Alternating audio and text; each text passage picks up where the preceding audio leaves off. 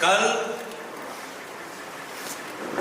मुख्यमंत्री हिमंत बिश्व शर्मा के 2.5 घंटे के संवाद मेल में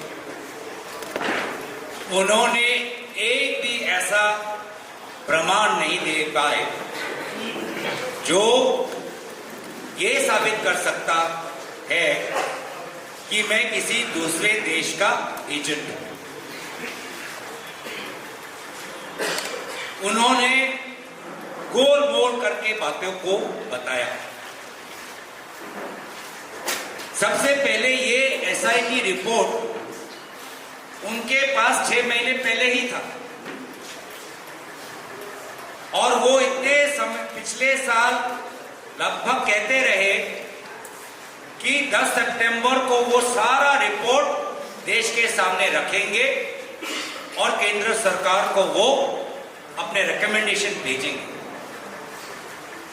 तो अगर मामला राष्ट्रीय सुरक्षा का है तो हमारा सबसे पहला सवाल ये है कि मुख्यमंत्री पिछले 6 महीने से इस रिपोर्ट पर क्यों चुप थे। सितंबर में ही जब रिपोर्ट उनके पास आ गया था तभी इस रिपोर्ट का पर्दाफाश मीडिया के सामने क्यों नहीं किया, केंद्र सरकार को रिकमेंडेशंस क्यों नहीं दी।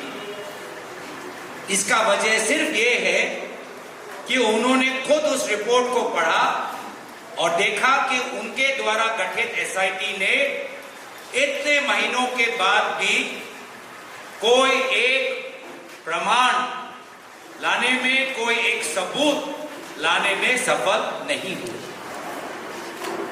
पहले वो कहते थे कि 15 दिन के लिए हम पाकिस्तान गए, कल कहा 10 दिन। पहले तो ऐसे कहते थे कि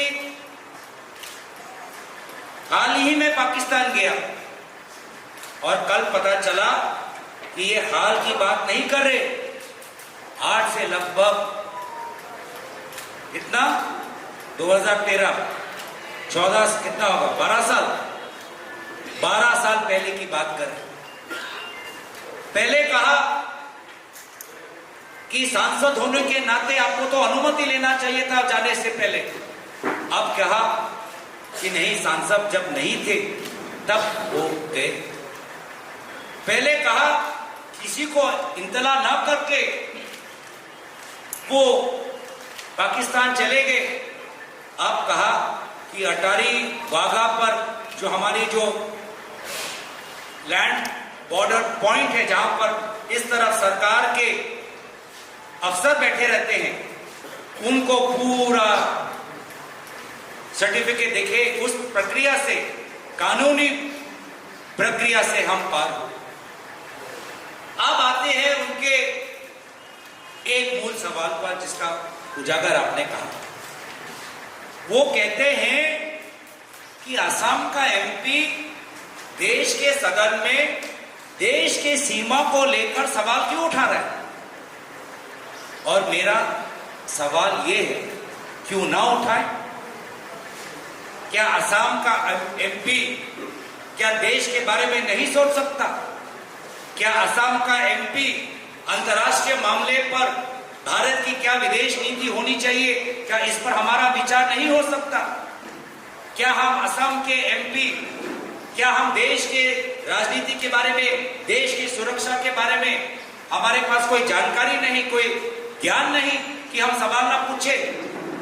ये उनकी और उनके बीजेपी के सांसदों की मानसिकता हो सकती है, लेकिन हमारा कर्तव्य है, जो मैंने पहले भी कहा कि आज से बहुत साल पहले जब एक तेजपुर यूनिवर्सिटी के छात्र ने मुझसे पूछा कि आप सांसद क्यों बनना चाहते हैं, तो मैंने कहा कि इस सांसद बनने के पीछे मेरे 3 कारण हैं कि पहले मैं सदन के अंदर अपने देश की आवाज उठाऊंगा, दूसरा मैं अपने असम प्रदेश की आवाज उठाऊंगा, तीसरा जिन लोगों ने मुझे चुना मैं उनकी आवाज उठाऊंगा।